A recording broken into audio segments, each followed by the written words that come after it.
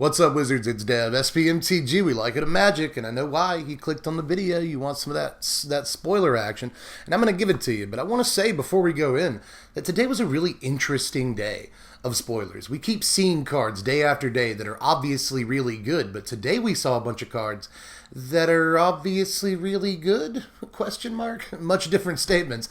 Really difficult to evaluate stuff today that I nonetheless think is super interesting to get down and talk about. So let's do that. But first we got to clear out the obvious limited stuff like Vren Wingmare, got a reprint, Tempered Veteran, and this 4-mana green creature, Sabertooth Mauler, which is a 3/3 cat. And at the beginning of your end step, if a creature died this turn, you put a +1/+1 counter on Mauler. And you untap it, so kind of a form of vigilance. If you attack in on your turn, and any creature dies on either side of the board, then this gets a little bit bigger. So this could easily get up to a 4, 5, 6, 6 in some games of Limited. And I think it's a really, really good common for that format. That's why I wanted to point it out post-haste. But let's get to Tempered Veteran right here. Just a 2-mana 1/2 knight. It's a human knight. And you can pay a white mana and tap it. Put a +1/+1 counter on target creature with a +1/+1 counter on it. Or you can pay 6 mana, a 4 and 2 white, and tap it to put a +1/+1 counter on target creature. And then, from then on, you can start paying 1 mana to put a +1/+1 counter on that creature. I think this is way too mana intensive for Standard, to be honest. Even in the +1/+1 counter decks that might want a piece like this, I just think there's probably better stuff you could be playing that's not as mana intensive, doesn't require you to tap or anything, isn't as killable as this creature. I just really think this might be a nice uncommon for the Limited environment if it stays unanswered, but doesn't come anywhere close to the Standard environment. Now let's get to Vren Wingmare. This is obviously, in case you haven't seen it before, 3 mana, 2 and a white for a 2/1 Pegasus with flying. Non-creature spells cost 1 more to cast. This didn't really do anything last time it was in Standard. It was a sideboard piece, and I expected to do similar things this time around. I was very excited about this card when it was first printed, if you remember that far back, and then it kind of disappointed me, and I'm not going to make that same mistake again. A 3-mana 2/1 flyer, that's not really the best stats in the world. 1 toughness is especially bad in a format full of Mayhem Devils. I'm just not as big a fan of this card as I was when it was first spoiled a couple of years ago, and it's probably even worse now than it was then. Although I will say that if you're on the play and you get this down on turn 3, then you've just delayed their Teferi by a turn. Maybe that's good enough, but I doubt it. But we also saw Truffle Snout, Gourmand, and Wildwood Scourge. Now, Scourge looks kind of okay, I guess. I don't usually love these 1 mana and X, and then X is equal to their power, because you're almost always going to be paying, above rate for what you're actually getting. So I don't love that. Don't love that. You pay 5 mana, you get a 4/4, and that's almost never going to be good enough. But I will say that if you have a bunch of other things that can put +1/+1 counters on stuff, suddenly this becomes way better. In a +1/+1 counter deck, you can just pay this like 2 mana for this and get a 1/1, and then it'll get bigger as the game goes on if it's able to stay on the board. So I'm actually not cutting this out of contention for Standard play just yet, because there's going to be a +1/+1 counters deck that at least tries to exist in Standard. We'll get to why a little bit later, but in that context, I could see a card like this seeing some play. I do like that it scales throughout the entire game. I have some issues with this. They're fairly obvious issues, and I think it's mostly a limited playable card, but again, its scalability and ability to work with +1/+1 counters the way that it does might actually have it see some Standard play, but I highly doubt that. Let's move on to Pumbaa real quick. Truffle Stout looks pretty cool to me. Just 3 mana for a 2/2 when it ETBs. You put a +1/+1 counter on it, or you gain 4 life. So 3 mana for a 3/3 at common in Limited is pretty decent, but so is 3 mana for a 2/2 that gains you 4 life. At least you get a body. If you're behind on board or you're against an aggro-y deck, you get a body that can block and a bunch of life back, which is really, really good for stopping the flow of fast decks in Limited. Let's look at Gourmand right here. This is 6 mana, 4 and 2 black for a 5/5 flying trample. But as an additional cost to cast it, you sacrifice a creature.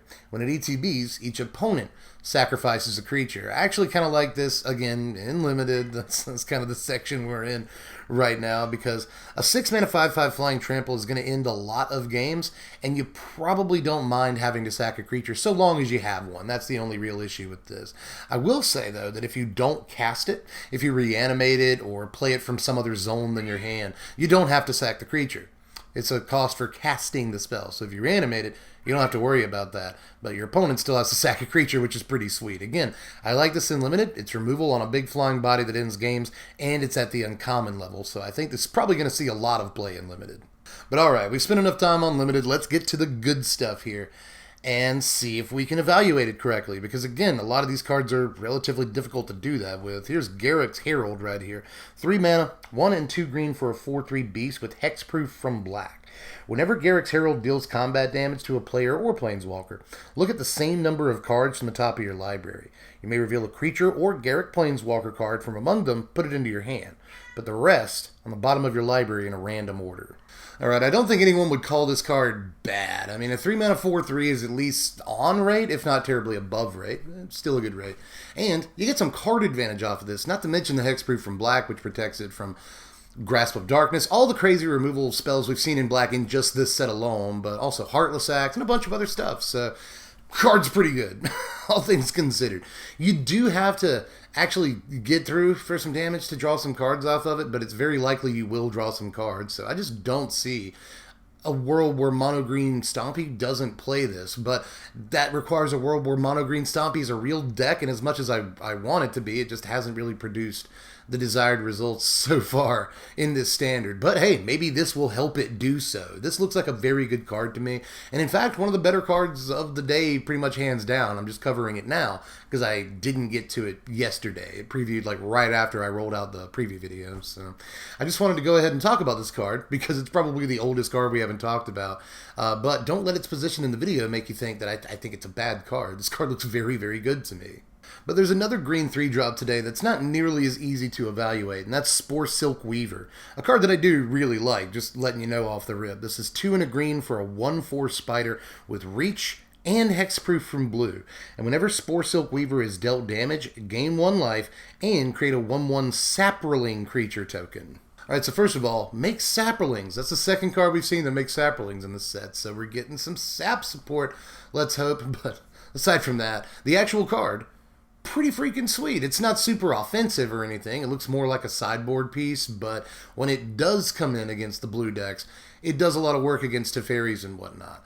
Also, looks pretty good against mono red as well, so you got a pretty good spread of decks that are completely different this works against, so it might not even be a sideboard card, although my guess is that it would be because of its super low power stat, which is kind of the only real disappointment that this card created for me, you know. It's the only real issue that I have with it, it's low power stat, but you can attack with it. If it gets blocked, it makes Saprolings. If you block with it, which you will probably be doing a lot of, then you'll be making Saprolings, which is pretty sweet. I could see filling the board relatively quickly with this card, and then all the Saprolings can like gang tackle a bigger blocker or something. Just looks like a decent card to me against 2 very specific and very different decks in this format. Oh, and by the way, if Mono Blue Tempo becomes a thing again, then that's yet another deck that this fights really, really well, you know. Right now, Mono Blue Tempo plays a lot of flyers and whatnot, so this can reach up into the sky and knock a lot of them right into the graveyard while staying alive and creating 1/1s to get offensive for you if that's what you want to do. Sometimes the hardest thing to do against Mono Blue Tempo is just establish a board state. So if you can actually resolve this card on turn 3, you've gone a long way towards making sure you can actually do that against a deck that doesn't usually let you do that. But again, it requires that you actually resolve this on turn 3, which might be easier said than done against the Tempo decks that could be looking to make a comeback. There's actually an amazing card for Mono Blue Tempo a little bit later in this video. We'll get to it, but I just want to point that out. This looks like a supremely good sideboard card in a few different situations. But up next, let's look at Thieves Guild Enforcer. TGE right here is just a black mana for a 1/1 human rogue with flash. And whenever Thieves Guild Enforcer or another rogue enters the battlefield under your control, each opponent mills 2 cards. Interesting. As long as an opponent has 8 or more cards in their graveyard, Enforcer gets +2/+1 and has Death Touch. And can still be played with flash, right? Just a 1 mana removal spell against a grounded attacker, basically, once they have 8 cards in their graveyard. Really, once they have 6 cards in their graveyard. You can flash this in, mill them that extra 2 cards, and suddenly this blocks. But at the same time, all that said, I'm not really sure this ends up seeing too much play. Yes, that's an awful lot of text for a 1-drop, and they just slapped flash on it. But at the same time, this is a very specific card that fits in very specific holes that I'm not even sure exist in Standard at the moment. But up next, let's take a look at a card you know I like. It's Feline Sovereign right here, baby. 3 mana, 2 and a green for a 2/3 cat. Other cats you control get +1/+1 and have protection from dogs. Whenever one or more cats you control deal combat damage to a player, destroy up to 1 target artifact or enchantment that player controls. Dogs beg, cats lay claim. True flavor text. This is why cats are, in fact, better than dogs. Hey, if Saffron Olive can get away with saying dogs are better than cats and no one's super mad at him, I can say cats are better than dogs, right? Because you already know that's my opinion. I have 4 cats and 1 dog. I love dogs. I do. But cats, man, come on. They're independent. But I could go on about that forever, but I'm not actually talking about the card, which is my real job. So let's do that. This probably isn't good enough for Standard. Let's throw that out there. Even with, a bunch of cats in the format. We got a fair number of 1-drop cats. Plus we got Kira the Orphan Guard. There's a lot of interesting cats in the format, but I don't think this other lord really, catapults them, you see what I did, into playability by itself. Despite all the support it just got in Ikoria, I think it's all just kind of a little bit too cute, to be honest, and that pains me to say because I obviously really like this card. But we're really flying through this video. There's only a few cards left. I want to go ahead and talk about Enthralling Hold right here. 5 mana, 3 and 2 blue for an aura that enchants a creature. You can't choose an untapped creature as this spell's target as you cast it. You control enchanted creature. So lots and lots of groans over this card in the very short time it's existed. It's actually the newest card of the day so far, and I can already hear the groans from here on the Reddits. But it's actually pretty fair when you think about it. It is no Agent of Treachery. Agent of Treachery could hit any permanent, and that was a huge deal. Stealing lands even some of the time could just shut your opponent out of the game. This can't do that, and it can't target tapped creatures, which is kind of a big, or can't target untapped creatures, which is kind of a big deal. This can't target new stuff that's summoning sick and hasn't attacked yet. It can't target stuff with vigilance like Questing Beast, which might be a big deal. The creature very likely already has to have done some damage to you before you can steal it, and you have to wait a whole turn to actually untap and then block with the creature that you've stolen. So this is maybe one of the most fair control magic effects we've ever seen, but it's also 5 mana, which is relatively cheap for a control magic in 2020. So we'll see if this actually sees any play, but my maybe surprising evaluation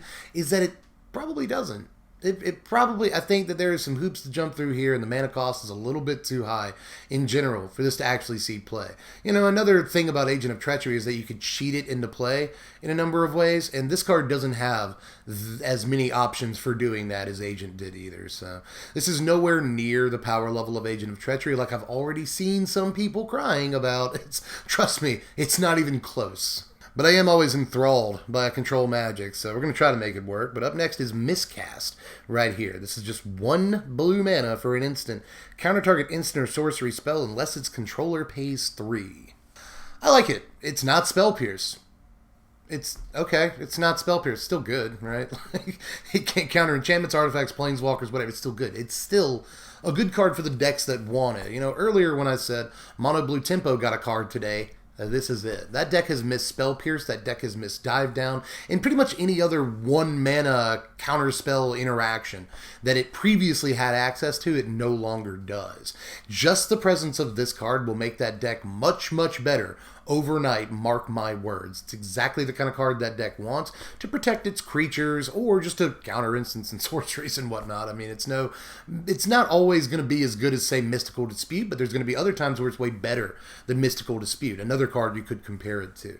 I just think that those mono blue decks very often want to be able to, cast a threat and still hold up a counterspell, and this card makes them far more able to do that. So mark my words, Mono Blue Tempo might not be one of the best decks in the format, immediately once we get into this standard, but I do think that it rockets up and becomes a actual deck. It might not be the best deck, it might not be one of the best decks, but I think that just because of this card, Mono Blue Tempo has a chance to at least be a part of the tier list for the first time in a while. But let's look at one of the most controversial cards of the day in terms of whether or not it's playable. for our penultimate piece in this video. This is Soubira Tulzori Caravaneer. This is 3 mana, 2 and a red for a 2/3 legendary human shaman with haste. You can pay 1, and another target creature with power 2 or less can't be blocked this turn. You can also pay 1 and a red, tap it, and discard your hand, which probably doesn't exist by this point in the game, until end of turn. Whenever a creature you control with power 2 or less deals combat damage to a player, draw a card. Okay, so what side am I on? Is the card good? Is the card bad? Well, I've thought more about this card than any other card today. Since I woke up this morning, I've pretty much been nonstop thinking about this card. And after all of that deep thought and introspection, I'm here to say, unequivocally, that I don't know. And that's okay. I wish people would sort of normalize more saying they don't know when they don't know, rather than taking a hardline stance on something they're ignorant on, just to appear not weak, because people don't want to say they don't know. They think it makes them look weak. It doesn't. It makes you look like you're, more willing to accept what you do and do not know, and that you're more willing to put more thought into it before you actually come to a decision and have an opinion. That's a lesson for life, not just Magic the Gathering, but it definitely applies here, because no matter how much thought I've put into this card today, I still can't really weigh whether or not it's truly playable. It sure does look playable at first glance, so I'll go over sort of the pros of the card first. First of all, this makes your creatures unblockable. That much is obvious. We've already got some cards in mono red that can go unblockable. Some decks play Ginger Brute. Nearly all of them play 10 Street Dodger. Those cards can go unblockable, but not all the way unblockable. And the ability to go all the way unblockable by paying 1 mana with this card might actually come up in more games than you think. So I want to throw that out there.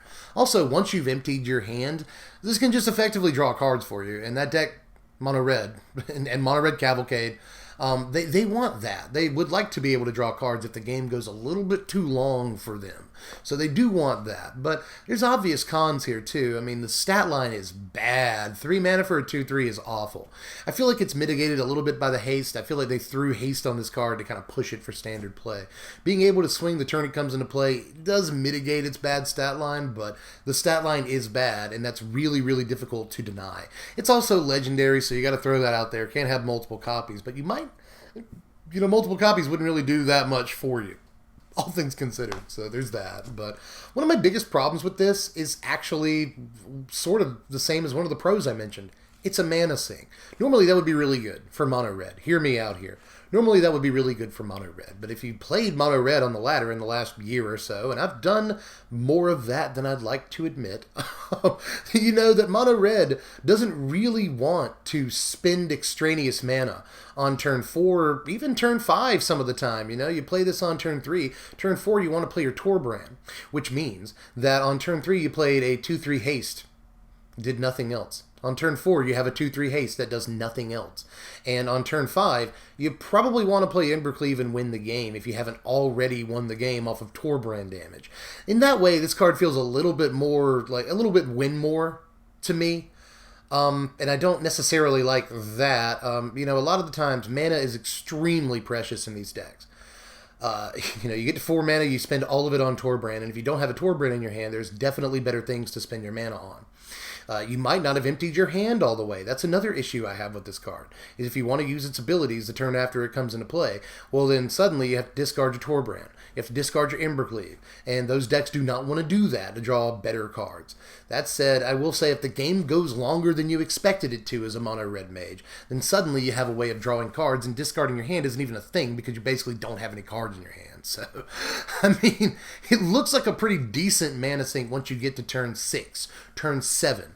Kind of a release valve, a guaranteed, even if the game goes long, I can still win. I can windmill slam this with haste, make a couple of creatures unblockable on turn 7 if I top deck this card, get through for damage. And that may happen. It may happen, but it also kind of seems Christmaslandy to me in some ways. This does look like a very powerful top deck for the mono red decks, given that they have enough mana to actually use its make stuff unblockable ability.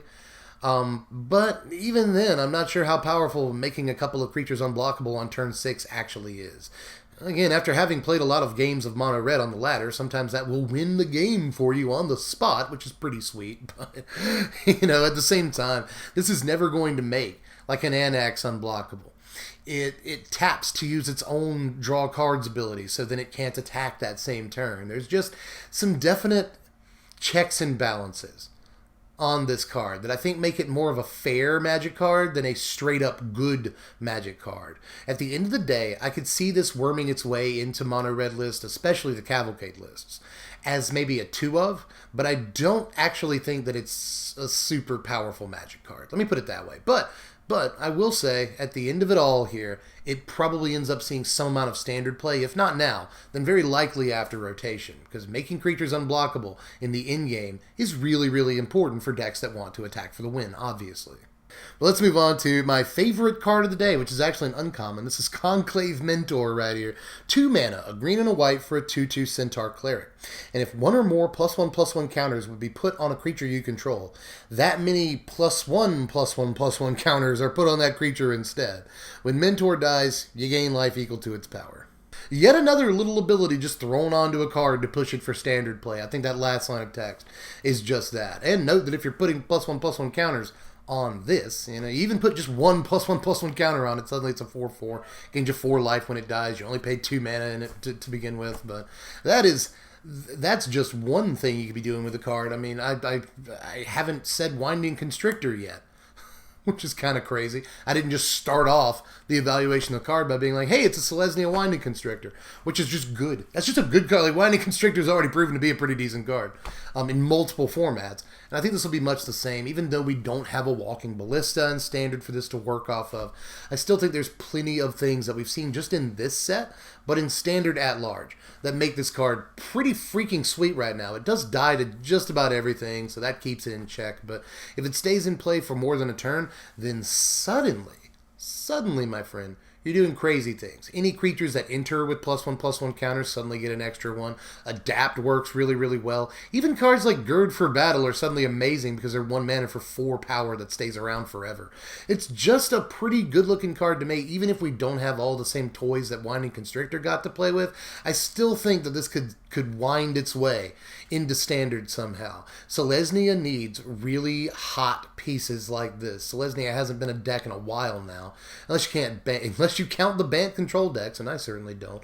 I'd like Selesnya to be able to operate on its own, or maybe Naya. Maybe we get a Naya deck with this card or something. I just want the green-white color combination to be real again. And I think a card like this goes a long way towards making it real. Your opponent's incentivized to actually kill it, but when they do kill it, you get even more value out of it. For 2 mana, this is a very, very good deal. This is one of the few cards today that I have absolutely no qualms about, won't waffle back and forth on whether or not it's good enough. I just think this card is straight up good enough. Okay, so we are not done for the day, it turns out. We have 3 more cards to talk about, and this swamp, which actually looks really cool. I like the island, then I like the swamp. The other lands we've seen so far are kind of ugly, but the swamp looks pretty good. But the swamp heralds 3 new black cards that we got to see in just the last few minutes since I've reloaded Mythic Spoilers, so these will be the first time I'm actually reading these. Keep that in mind. First of all, let's look at Liliana's Steward right here. This is just 1 black mana for a 1/2 zombie. I already kind of like that. And you can tap it and sack it to have target opponent discard a card. You can only do that whenever you could actively cast a sorcery. That's not bad. That's really not bad. I mean, I haven't really had any time to think about it, but just a 1-drop zombie might actually be pretty cool. I like the relevant creature type on this. And then starting on the next turn, you can tap it, sacrifice itself, which can give you value off of, Mayhem Devil a little bit later in the game, and some other things that want you to sacrifice creatures. That's kind of cool. It will trigger like Cruel Celebrant later in the game. That's kind of interesting. I like that. But in any case, making them discard a card is also kind of sweet. It's like a delayed burglar rat that only costs you 1 mana, but you have to wait a turn.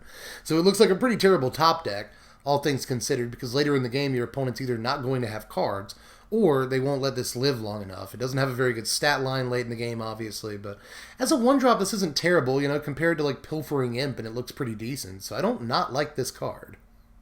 But oh boy, I see a lord right here. This is Liliana's Devotee, 3 mana, 2 and a black for a 2/3 human warlock, and zombies you control get +1/+0. At the beginning of your end step, if a creature died this turn, you may pay 1 and a black.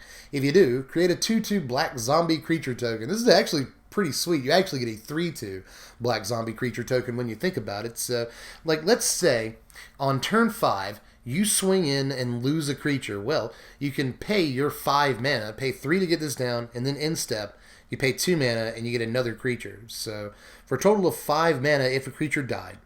On turn 5, you get 5 power and stats on 2 bodies.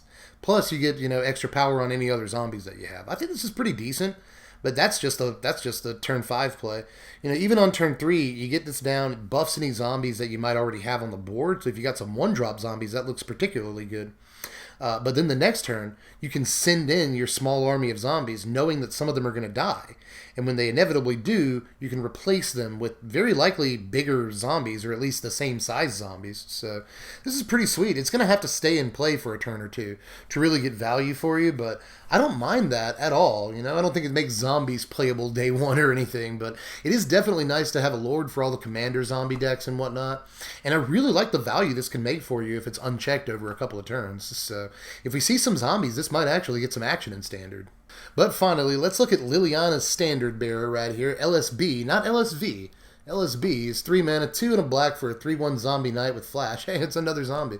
And when it ETBs, draw X cards, where X is the number of creatures that died under your control this turn. So this is really interesting for a few reasons. I'm not sure this is as good as a card like Midnight Reaper, for example, but it very likely could take the place of Midnight Reaper once Reaper rotates. I don't like that you effectively have to hold up mana for your opponent's turn for this to be truly effective. If you're sniffing out Deafening Clarion or Shatter the Sky or something, this card could be really good because it puts, another body on board after the sweeper, and you draw probably like 3 cards at the very least most of the time. So that seems very good, but then you didn't play a spell on your turn, right? You're not...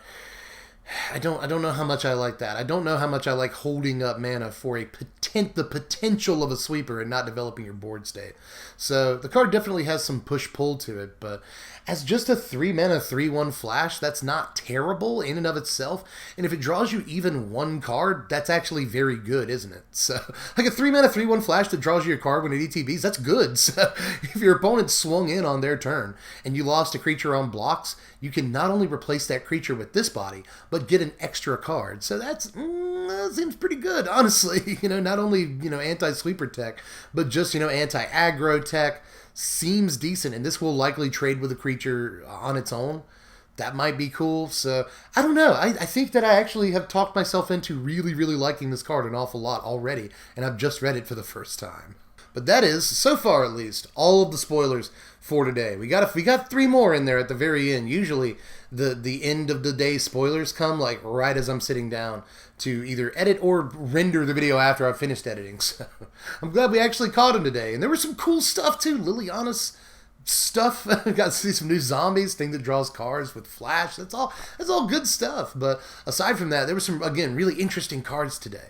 Is that 3-drop red legend better than I think it is? And note that I did say it's a good card. So there's that. People, for some reason, people have not all of you, a lot of you are very, very smart. That's why you're subscribed to the channel in the first place. But I've noticed that people tend to think that I think cards are bad when I specifically said they're not, or that I think cards are broken when I specifically said they're not, right? Like that. I don't know how people have such wild variance in what they think my take is on any given card, but I try to be very careful with my words. The other day there was a comment in the comment section that was like, remember, this is the guy that said that 4 mana Elspeth was going to be broken. I never said that card was going to be broken. I never said Elspeth was going to be, not even once. I said it was probably better than people are evaluating it. That was my whole shtick. I was like, I think this card is better than you think it is, and it's probably going to see Standard play. And it did see Standard play in the Jeskai Luka deck. So I was correct. Right? And even if I wasn't, by the way, I just want to throw this out there. If a content creator says that a card's going to be good one time and it's not, it doesn't completely invalidate everything they say from then on. Everyone's wrong every now and again. That's something else I wish we could normalize admitting. But in any case, the spiel's over for this one. That's all the spoilers for today. But I guess now it's up to you, Let me know how you felt about all these down there. I was already asking you questions, and I kind of interrupted myself. Is the 3-drop legend good? Is the 3-drop green spider good? Is that a good card? Is that 1 mana counterspell? Is that a decent card, or how do you feel about it? I'm interested in all of this. Is that 5-mana control magic too good, or is it just kind of fair? I think it's fair, but who knows? There's a lot of different directions you could go in evaluating these cards today, and I want to know your opinion, so do that. Also, like the video, subscribe to the channel. You know I'm going to tell you to do all this by now. Why aren't you doing it? Just do it. Subscribe to the channel. Hit the bell for the notification. It takes no time out of your day, and you'll know when I upload videos what you want because you're here watching them, so I assume you want that. Aside from that, hit up the Patreon, link in the description. $1 a month is all I ask. And you can pick what decks we do for Core 2021 season. So that's a pretty good deal right there. Or if you want to pre-order any of this stuff, hit the first link down there. Go over to TCG Player, help your dude out by ordering some stuff from said link. But that's pretty much it. That is all. I think we've made it through the video for the day. So I'll see y'all with some more hot spoiler action tomorrow afternoon. I'm Dev from The Place. Thanks for watching, my wizards. Spread love and be kind.